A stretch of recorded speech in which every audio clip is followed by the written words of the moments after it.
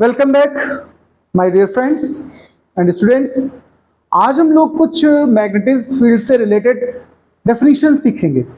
कुछ important term जानना चाहते हैं जिनका यूज होगा हमारे तमाम क्वेश्चंस में। जो लैंग्वेज यूज होगी उसको आप अच्छे समझ पाएंगे जब आपको कुछ टर्मिनोलॉजी प्रिपेयर होगी। इसके लिए आप सबसे पहले तो हेडिंग डालिएगा some important term in magnetism. इसमें से जो पहला टर्म हमको इंट्रोड्यूस कर रहे हैं उसका नाम है मैग्नेटिक इंडक्शन बी। इसी का दूसरा नाम है मैग्नेटिक फ्लक्स डेंसिटी। अब देखिए, अगर कोई मैग्नेटिक फील्ड है, एग्जिस्ट कर रहा है, उसमें अगर हम कोई मैग्नेटिक सब्सटेंस रख दें तो उसके अंदर भी मैग्नेटिज्म आ जाएगा कि नहीं बताओ। जैसे एग्जांपल के लिए ये कोई आयरन रॉड है और यहां पहले से कोई फील्ड एग्जिस्ट कर रहा था, उसमें इसको हमने रख दिया, तो उस मैग्नेट की मैग्नेटिक लाइंस इससे होकर पास होंगी कि नहीं होंगी बताओ। ये सब मैग्नेटिक लाइंस हैं जो भी पास हो रही हैं। तो ये जो आयरन की रॉड या बार हम कहेंगे ये भी तो मैग्नेटाइज्ड हो जाएगा, इसके अंदर इंड्यूस्ड मैग्नेटिज्म आ जाएगा कि नहीं बताओ। जैसे आप देखिए, कभी एक बार मैग्नेट के नीचे आप आयरन की नेल लगाइए तो उसमें बिल्कुल हैंग हो जाती है, चिपक जाती कि नहीं, लेकिन उसके नीचे दूसरी लगाए वो भी तो चिपक जाती है। ऐसे सीक्वेंस में काफी तक चिपकती चली जाती है। कभी देखा है ऐसा प्रैक्टिकल? आप घर में अगर मैग्नेट हो उसमें देखिएगा तमाम छोटी छोटी कीली एक दूसरे में चिपकती चली जाती हैं। या आजकल मैंने देखा यूट्यूब पे गेम आते हैं, छोटे छोटे बॉल्स होते हैं, आयरन के बॉल्स, मैग्नेटिक बॉल्स, देखें वापस में एक दूसरे में चिपका कर डिजाइन बनाते हैं बच्चे। तो वो मैग्नेटिक बॉल्स एक दूसरे में क्यों अटैच हो रहे हैं, या मैग्नेटिक रॉड से दूसरी रॉड तीसरी रॉड आपस में अटैच होती जाती है, उसका रीजन यही है कि जो आयरन यानी मैग्नेटिक सब्सटेंस किसी मैग्नेटिक फील्ड में लाया गया, उस सब्सटेंस के अंदर भी एक फील्ड इंड्यूस्ड हो गया। वो जो फील्ड इंड्यूस्ड हुआ है उसे हम क्या बोलेंगे? मैग्नेटिक इंडक्शन, या दूसरा नाम मैग्नेटिक फ्लक्स डेंसिटी। तो डेफिनेशन लिखिए, when a magnetic substance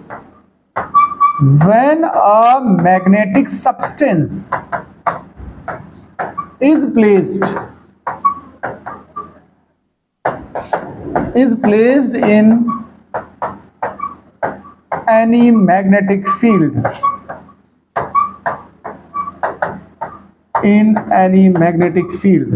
then a magnetism is induced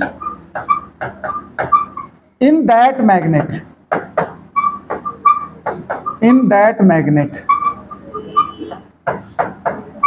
This magnetism is called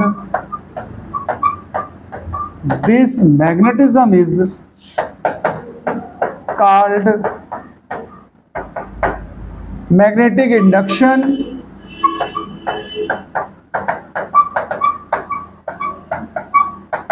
or magnetic flux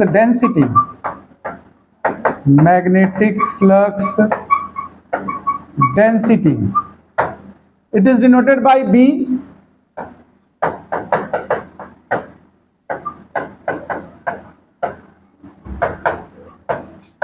इसकी यूनिट अगर हम बात करें तो आपको प्रिपेयर ही होंगी। वैसे तो SI यूनिट क्या होती है? टेस्ला। CGS यूनिट गॉस, ये कैपिटल G है, CGS unit Gauss. Other units दो और होती हैं, किसी को लर्न है वो। एक तो वेबर पर मीटर स्क्वायर, एक और होती है नाम newton upon ampere metre. Okay, ये नोट करो, फिर अगले डेफिनेशन पे आते हैं। नेक्स्ट जो हमको टर्म प्रिपेयर करना है उसका नाम डाल दें इंटेंसिटी ऑफ मैग्नेटाइजेशन। सिंबल हम लोग इसका आई यूज करेंगे। क्या यूज करेंगे? आई है क्या? देखो, डेफिनेशन जब बनाएंगे तो एक्चुअल में हम ऐसे बनाएंगे, ध्यान देना प्लीज। यानी कि एम फॉर मैग्नेटिक मोमेंट पढ़ा चुका ना, और वी फॉर वॉल्यूम। जो सब्सटेंस अभी इंड्यूस्ड हुआ था, मैग्नेटाइज्ड हुआ था, अभी जो रखा था पीछे फर्स्ट डेफिनेशन में, उसके अंदर एक फील्ड जनरेट हुआ, तो उसके अंदर जो मैग्नेटिक मोमेंट बनेगा उसको पर यूनिट वॉल्यूम अगर कैलकुलेट कर लिया जाए तो उसका नाम क्या पड़ेगा? Intensity of magnetization. तो डेफिनेशन लिखेंगे इसी फार्मूले के अकॉर्डिंग। लिखिए, the magnetic moment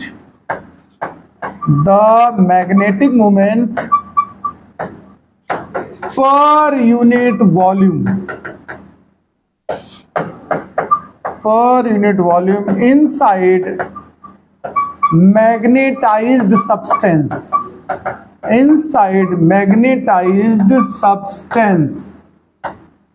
is called intensity of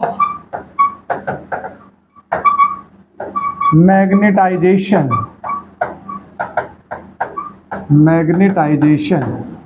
It is denoted by I.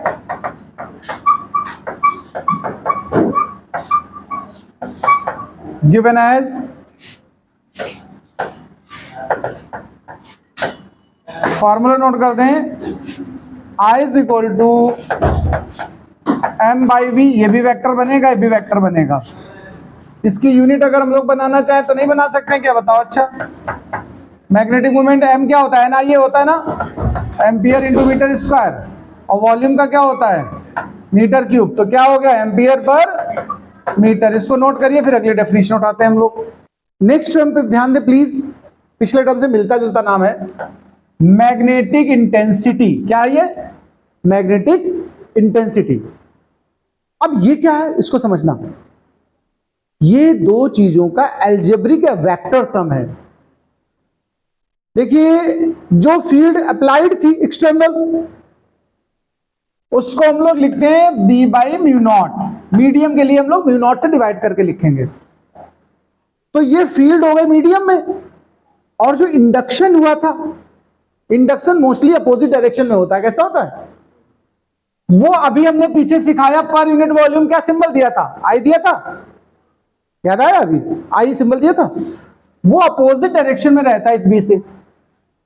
तो जो नेट यहां पर प्रिपेयर होगा उसे हम लोग बोलेंगे मैग्नेटिक इंटेंसिटी H. यानी H रिजल्ट है बी और आई का. ध्यान देना, यूनिट वाइज अगर हम बात करें तो unit of I is equal to unit of H.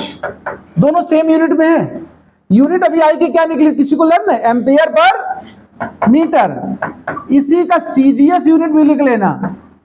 Orsted होता है, क्या होता है ऑर्स्टेड, इसका सीजीएस यूनिट रहता है, आई का या एच का, जिसका भी बोलना चाहें. तो ये देखो डेफिनेशन हम बोलेंगे कि जो एच है वो वेक्टर सम है, किसका, बी और आई का. तो लिख लीजिएगा definition, the vector sum of, vector मतलब डायरेक्शन के साथ लेना होता है, the vector sum of magnetic field B, या मैग्नेटिक इंडक्शन कह सकते हो, अभी पीछे नाम दिया था मैंने इसका, magnetic induction. Magnetic induction B and intensity of magnetization, intensity of magnetization I, इन दोनों का सम है. दैट इज करके ये फार्मूला नोट करिए, H और यूनिट वगैरह ये नोट कर लीजिए इसके नीचे. चलिए नोट कर लो इसको. देखिए नेक्स्ट टर्म हमारा जो है, अब जो डेफिनेशन स्टार्ट हो रही है आगे, वो इंपॉर्टेंट है एग्जामिनेशन के लिए भी. नेक्स्ट टर्म हमारा आया मैग्नेटिक परमेबिलिटी. इसका सिंबल होता है म्यू. ये टू फिजिकल क्वांटिटी का रेशियो है, बी और एच का. बी क्या था, मैग्नेटिक इंडक्शन, अभी पीछे बढ़ाया, और एच का नाम क्या है बताओ. अच्छा, मैग्नेटिक इंटेंसिटी. यानी मैग्नेटिक इंडक्शन और मैग्नेटिक इंटेंसिटी का जो रेशियो है उसे हमको क्या नाम देंगे, परमिबिलिटी. क्या बोलेंगे, परमिबिलिटी. तो डेफिनेशन इसी फार्मूले से हिसाब से लिखना है. लिखिए the ratio of magnetic induction and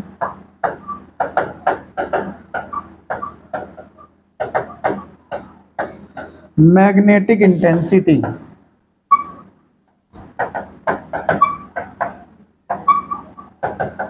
for any substance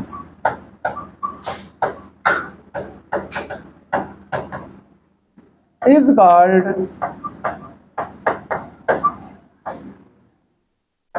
permeability of that substance. of that substance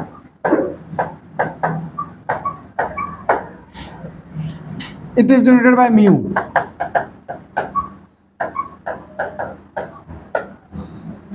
इसे म्यू से डिनोट करेंगे, फॉर्मूला लिख लेना, mu is equal to B by H. इतना नोट कर लो। देखो इसकी यूनिट अगर बनानी हो तो म्यू की, जो म्यू नॉट की होती वही म्यू की होती, वो क्या होती है याद है किसी को? Newton upon ampere square. ये यूनिट म्यू की भी है। अब हम पढ़ाने वाले हैं, अगला पॉइंट है रिलेटिव परमेबिलिटी। लिख दीजिए article, relative permeability. Relative permeability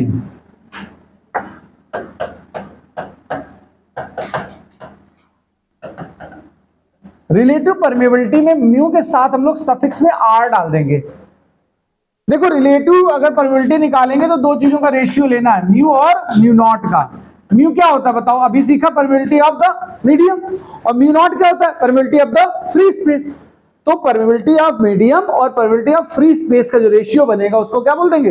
relative permeability. तो लिख लीजिए, the ratio of permeability of medium and permeability of free space is called relative permeability।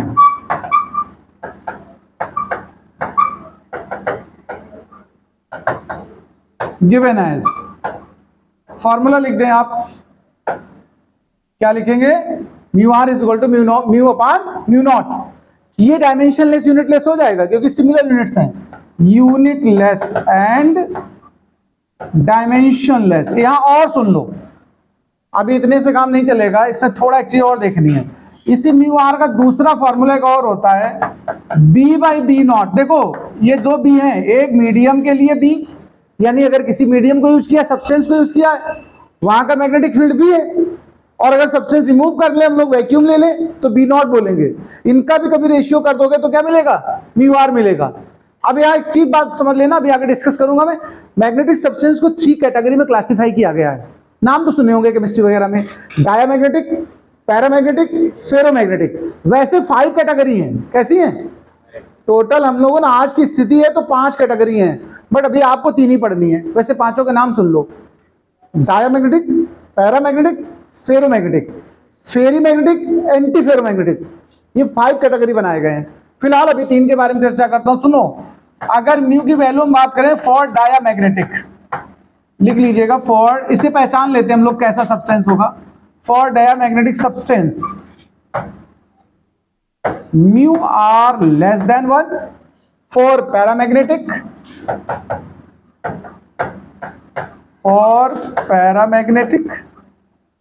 Mu r greater than 1।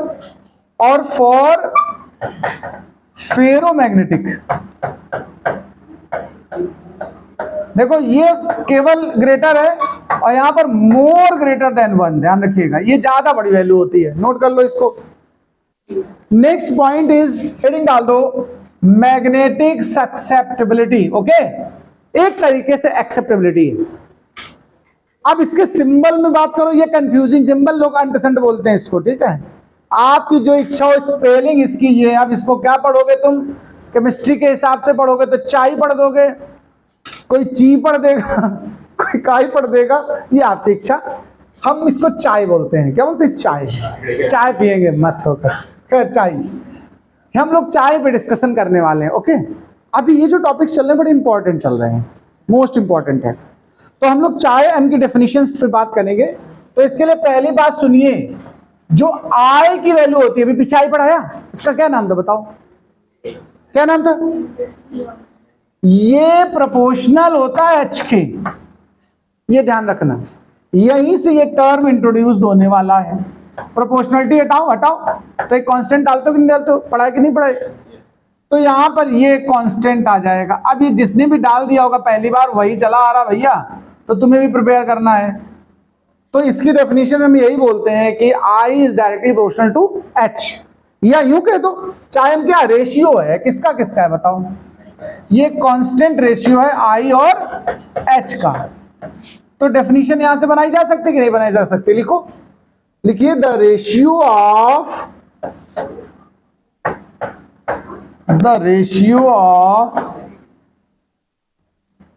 intensity of magnetization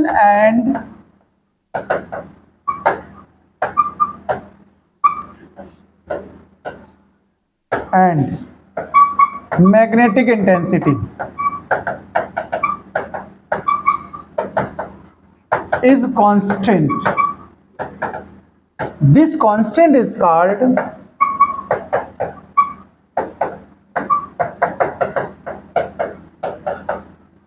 magnetic susceptibility.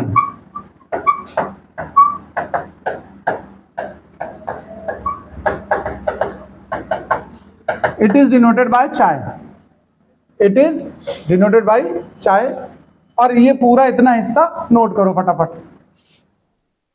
देखो इस चाय से भी हम substance की क्वालिटी को पहचान पाएंगे। अगर एकदम ठंडी चाय है तो ये डायामैग्नेटिक है। कैसा? ठंडी मतलब निगेटिव, निगेटिव वैल्यू अगर चाय की है तो डाया है। गरम गुनगुनी चाय है तो पैरा, यानी अगर ये पॉजिटिव है तो पैरा, और पॉजिटिव के साथ वेरी लार्ज वैल्यू है यानी बहुत गरम, गर्मा गर्म, तो ये तो लिख देना फॉर निगेटिव चाय, निगेटिव वैल्यू ऑफ चाय, निगेटिव वैल्यू ऑफ काई चाय, जो आपके मन हो बोलो खूब, है ना। इसकी निगेटिव वैल्यू के लिए सब्सटेंस इज डाया मैग्नेटिक। ये ऑब्जेक्टिव के लिए बातें लिख रहा हूं मैं। तुम सोचो ऐसे मजा आ रहा है इनको ठंडी गर्म चाय बोलने में, नहीं भाई, ऐसे आता ऑब्जेक्टिव में आ गया, chi is the negative then the substance is dia, para, ferro और फेरी। अब तुम बताओ, ऐसे देखो फॉर निगेटिव तो ये पॉजिटिव की बात कर दूं, अगर फॉर पॉजिटिव वैल्यू ऑफ चाहे हम, ये पैरामैग्नेटिक होगा। कैसा होगा? पैरामैग्नेटिक। और अगर हम कहेंगे for positive but very large chime, तो ये बनेगा फेरोमैग्नेटिक। कैसा बनेगा भाई जी? Ferromagnetic substance. नोट करो इसको।